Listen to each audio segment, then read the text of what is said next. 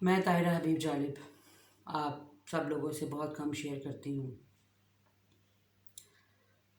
عورتوں کے حوالے سے دن منایا جا رہا ہے۔ عورتیں بہت حد تک خود مختار بھی ہوتی ہیں، خود مختار بھی ہیں۔ خود مختاری حاصل کرنے تک بہت سے عذاب ہوتے ہیں اور بہت سی قربانیاں دینی پڑتی ہیں۔ سب سے پہلے تو گھر والے ہی آپ کے خلاف ہو جاتے ہیں۔ میں آپ سب کے سامنے زندہ مثال ہوں۔ جالب صاحب کی زندگی میں کسی چیز کی کمی نہیں تھی، نہ کسی نے ہمیں کسی قسم کی روک ٹوک کی۔ پڑھائی، کھیل، ہنسی مذاق سب کچھ تھا، مگر ان کے جاتے ہی سب سے پہلے پڑھائی بند کی گئی۔ اتنے وسائل نہیں تھے کہ انہیں پڑھایا جائے۔ پھر کھانے کے لالے پڑ گئے تو باہر مزدوری کے لیے نکلنا پڑا، مزدوری کرنی پڑی۔ پی سی او پہ جاب کرنی پڑی، پی سی او چلایا 2.5 سال میں نے جاب نہیں کی، مطلب وہاں پہ پی سی او کے اندر قید کی طرح زندگی گزاری۔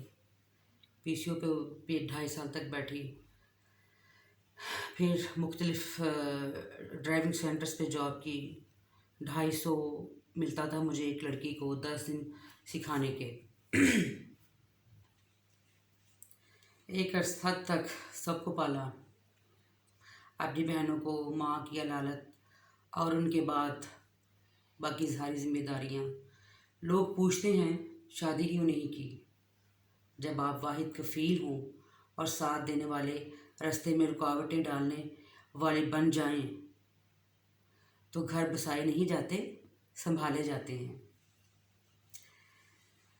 بہنوں کو پڑھاتی رہی جہاں تک وہ پڑھ سکی۔ میں نے اپنی کہانی آپ سے اس لیے شیئر کی ہے کہ بہت سے لوگ جانتے ہیں اور بہت سے لوگ کچھ بھی نہیں جانتے۔ آج میں خود مختار ہوں تو اس کے لیے سب کچھ سہنا پڑ رہا ہے۔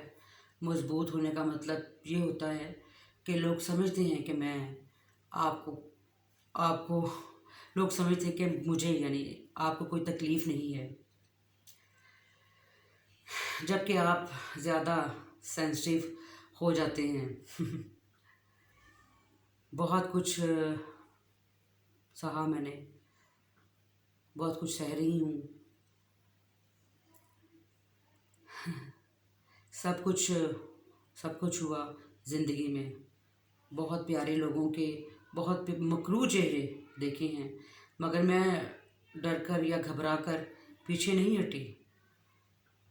آج بھی کھڑی ہوں اور محنت مزدوری کر رہی ہوں، کیونکہ اس